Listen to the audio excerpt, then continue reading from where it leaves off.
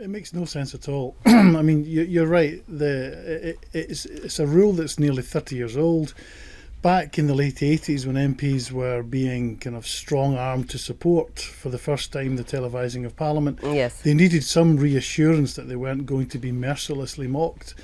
In 2016, of course they're going to be mercilessly mocked. That's life, and I just think they need to get over themselves and allow it to happen. Right. I mean, do we want, though, MPs to be overtly ridiculed and exposed to ridicule, as you were saying, mocked in that way, if they're perfectly able to do it themselves? Well, indeed, they are able to do it themselves, but the idea that you would offer some kind of special protection to Parliament of all the institutions in the country, even the royal family, doesn't get that kind of protection. So why on earth would our elected representatives, they're big enough and ugly enough to look after themselves, to answer for themselves.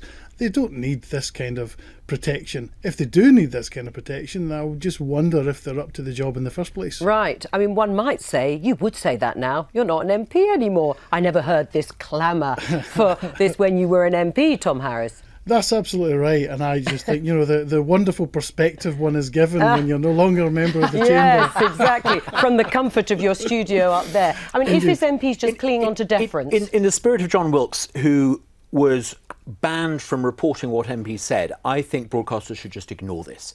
There are all sorts of ridiculous rules that the House of Commons puts in place. Broadcasters should just ignore it. I was told I wasn't allowed to use Periscope to broadcast, and I just ignored it.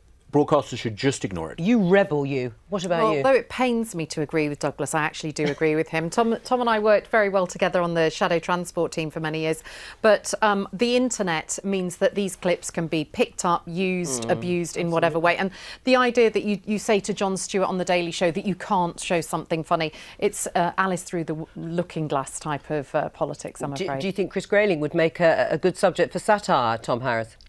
Well, I probably unfairly described him last week as someone who looks like he's just been ejected from an Undertaker's convention for bringing everyone else down. Oh, charming.